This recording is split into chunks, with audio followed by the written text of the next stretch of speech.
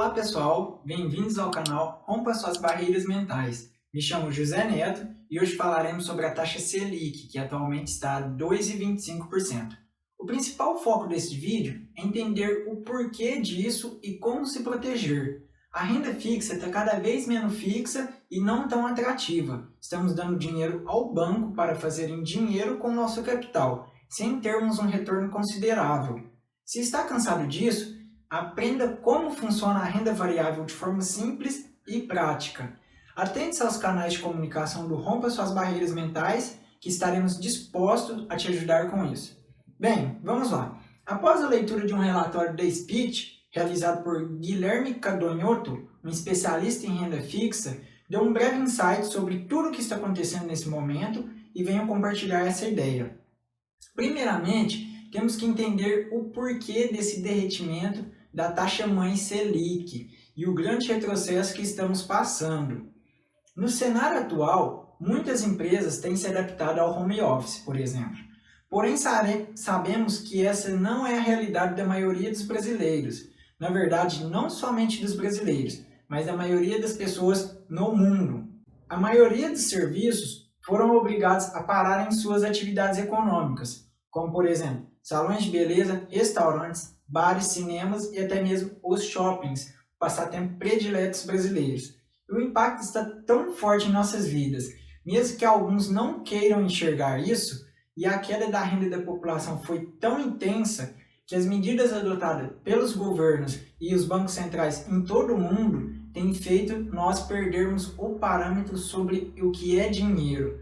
Afinal, até mesmo o Brasil está chegando perto da casa dos trilhões de reais anunciado para enfrentar a crise aí refletida, entre aspas, pelo novo coronavírus.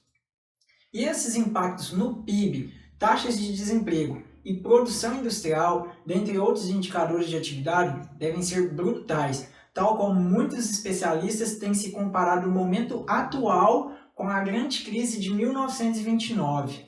Em 1929, pós-guerra e a Europa sendo reconstruída, com o lucro crescente de várias empresas e o fácil acesso ao crédito, feito de maneira desregulamentada, a expansão foi intensa. Sendo assim, pessoas e empresas conseguiam empréstimos com pouquíssimas garantias de que poderiam suprir com essas parcelas no futuro. E com tanto crédito fácil e a preço de banana, além de um mercado em plena ascensão, alguns gênios começaram a aparecer com as ideias mirabolantes como: por que não se endividar para investir na bolsa? Afinal, as ações só sobem. Meu Deus!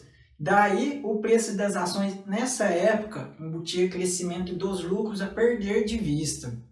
E a percepção de uma realidade um pouco mais complexa começou a se formar. Quando os lucros das empresas despencaram e viraram prejuízo, muitas famílias foram aos bancos para reaver suas economias. Alguns bancos perderam tanto recurso que não tinham montante disponível para arcar com os resgates e o resultado. E o resultado disso? Falência. Além disso, outros bancos que emprestaram dinheiro para empresas e pessoas, sem considerar o risco de receber aquele dinheiro algum dia, começaram a não receber os pagamentos de volta, uma vez que grande parte dos que tinham tomado dinheiro emprestado para investir no mercado de ações também perderam muito. Sendo assim, mais falências. Como não havia seguro-desemprego, salário mínimo ou mesmo carga horária máxima de trabalho permitida por lei, não existia método algum de resguardo. De reflexo ao Brasil, como a oferta do café permanecia a mesma, mas com uma demanda muito menor, o preço do café despencou, fazendo com que os cafeicultores tivessem enormes prejuízos, o que prejudicou toda a economia brasileira. Naquele período, eram fortíssimos na produção e exportação de café. Não que sejamos agora, mas temos toda a segmentação do agro. Tá, Neto, mas o que isso tem a ver com o que estamos passando? Tem a ver que, com todo esse processo de desvalorização, recesso da economia, dentre outros fatores, se não nos resguardarmos, a situação pode piorar. Quando grandes investidores e analistas dizem sobre quando tem-se dinheiro na poupança você está perdendo, significa que, por exemplo, Com a nova taxa da Selic a 2,25% anual e com uma aplicação de R$ 10.000 para os seguintes investimentos, teríamos os seguintes números. Poupança rendendo anual a média de 1,57%, porque acompanhando a Selic, 0,5% mais a variação da Selic. Então, um saldo aplicado de R$ 10.000 em um ano teria 10.157. Já no 100% CDI, rendendo anual 1,86, teríamos 10.186. 120% CDI, rendendo anual 2,23, teríamos 10.223. Esses dois últimos já estão inclusos os descontos de 17,5% sobre o imposto de renda, hein?